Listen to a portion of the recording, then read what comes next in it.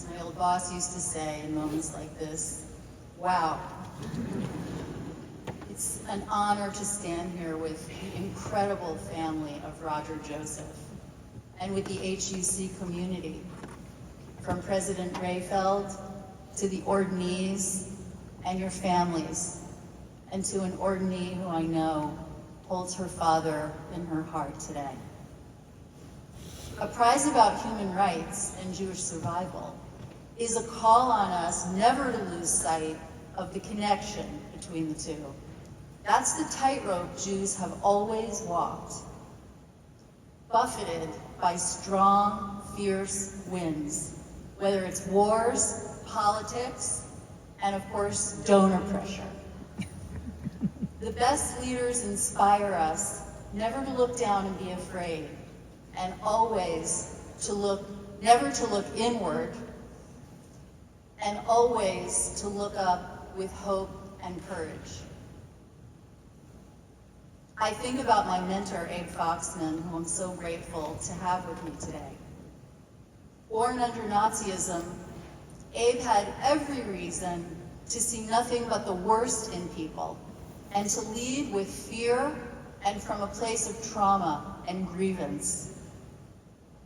But he always looks ahead with optimism. Optimism for a better future for Israel, for Jewish people, and for everyone targeted by bigotry. I think about all of you being ordained today because in my career, wherever and whenever I have found people walking that tightrope with grace, there I have found Reform leaders. I'm so grateful to HUC and to the Joseph family for their work pulling back the curtain on people who do labor in the shadows, maybe anonymously, maybe under someone else's banner. More than ever, we need to empower practitioners and advocates.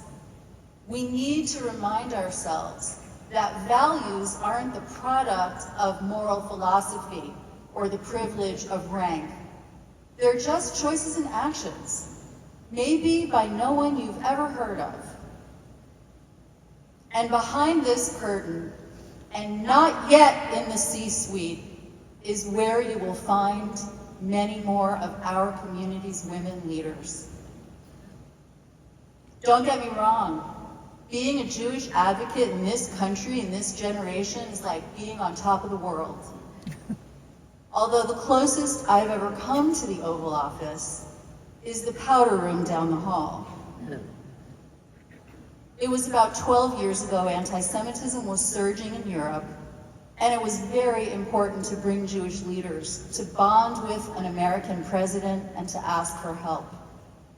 I had such an emotional rush, yes, in the powder room. I thought, what a gewaldic place to be. The granddaughter of a rabbi with a heavy Jerusalem accent who marched to this building in 1943 with hundreds of other Orthodox rabbis, hoping to bring FDR a message.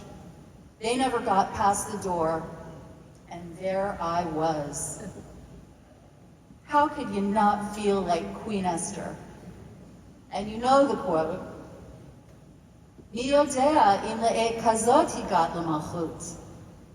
Who knows? Maybe you've reached the royal court just for a moment such as this. It touches a very raw and painful nerve to think now about Esther, a Jewish woman intervening to stop dangerous and bigoted royal decrees. I'm not going to talk about anyone outside of this room today. We are the protagonists of our American Jewish story. We have the pen. We are writing this chapter. Nobody else. It isn't an easy time to step into the role of spiritual leader.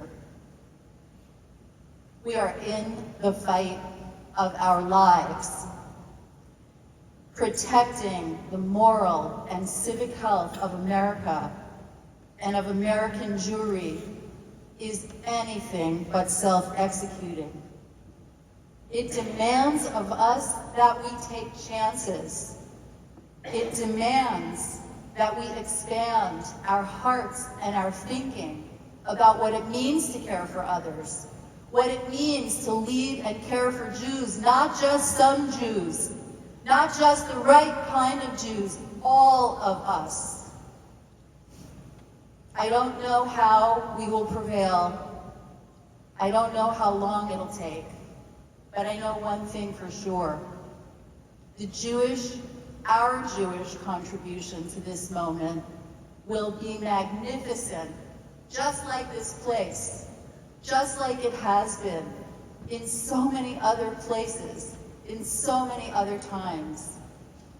I know we will not let up until Jews and all people can flourish in the fullness of who they are. So don't look down. Don't please look inward. Look up in hope and courage. Mazal tov to all of the ordinees today, and thank you very, very much for this incredible honor.